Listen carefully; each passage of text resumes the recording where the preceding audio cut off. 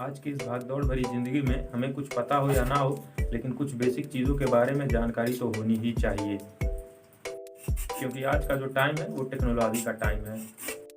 नमस्कार दोस्तों, स्वागत है आप सभी का आपके अपने इस यूट्यूब चैनल टेक्निकल ज्ञान पे। तो दोस्तों, आज हम बात करने वाले हैं रैम के बारे में।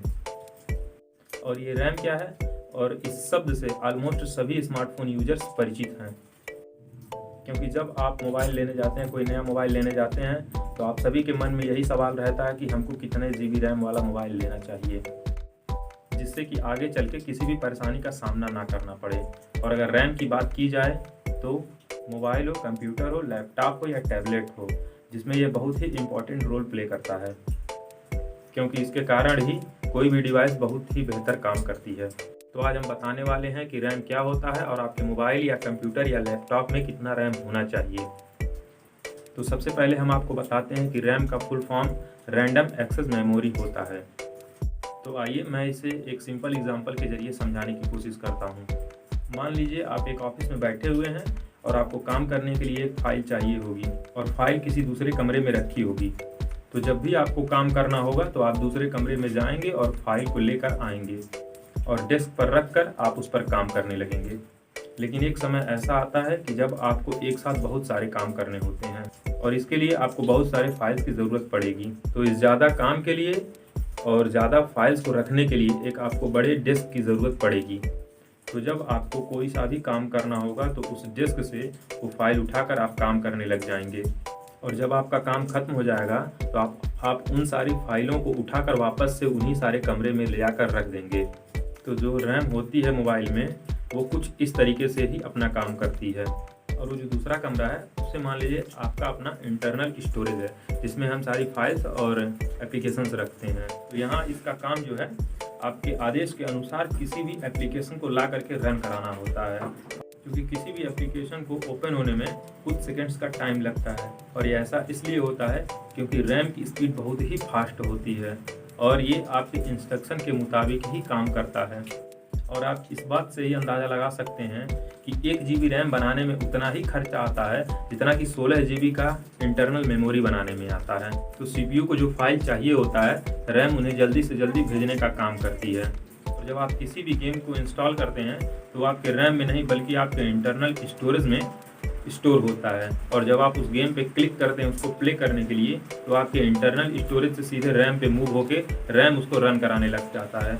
और जब रैम रन कराता है तो इस बीच रैम और CPU के बीच में बहुत ही तेज़ी से इंफॉर्मेशन का आदान प्रदान होने लगता है। जब आपके मोबाइल या कंप्यूटर का रैम कम होता है तो आप कभी भी किसी भी बड़े एप्लीकेशन को जब ओपन करते हैं तो वही आपका फ़ोन या कंप्यूटर हैंग करने लगता है। और इसीलिए कहा जाता है कि ज़्यादा रैम मल्टीटास्किंग के लिए उपयोगी होता है। और आजकल तो लोग सुपर मल्टीटास्किंग करते हैं, जैसे कि किसी को फेसबुक भी चलाना है, व्हाट्सएप भी चलाना है, चैटिंग भी करनी है और गाने भी सुनने हैं। तो इस कंडीशन में क्या होता है कि हमको रैम ज़्यादा से ज़्यादा ज़रूरत पड़ती है। अगर रैम कम होता है तो फ़ोन थोड़ा सा हैंग करने लगता है। और मेरे कहने का मतलब ये है कि आप लोग जान ही गए होंगे कि रैम क्या होता है और ये फ़ोन में कैसे काम करता है।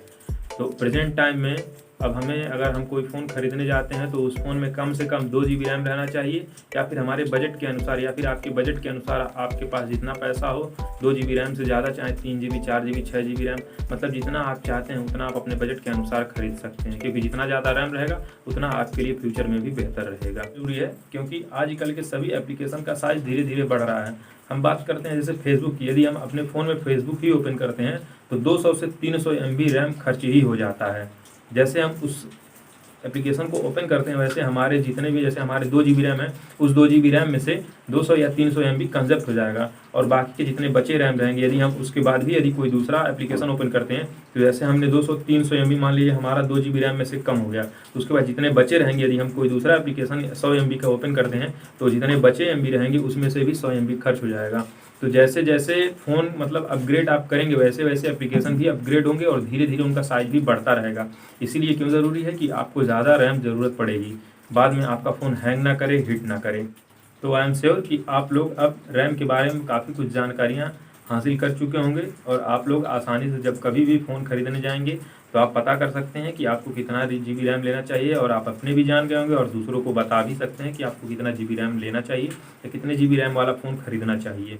और एक बात बता देते हैं कि जैसे आप लोग कोई भी फ़ोन ख़रीद लेते हैं तो उसमें आप अपने इंटरनल स्टोरेज को मेमोरी कार्ड लगा के बढ़ा सकते हैं, लेकिन आप अपने रैम को नहीं बढ़ा सकते हैं। अभी प्रेजेंट टाइम में कुछ डिवाइस ऐसी भी आ रही हैं जिसको आप मतलब कुछ एप्लीकेशन ऐसे हैं जिनको आप रूट करके उनका रैम को बढ़ा सकते हैं, लेकिन उनको रैम को बढ़ाने के बाद, उनके रैम को बढ़ाने के बाद भी वो फ़ोन थोड़ा सा और स्लो चलने लगता है, थोड़ा स्लो चलने लगता है, तो ज़्यादा बेहतर नहीं होता है।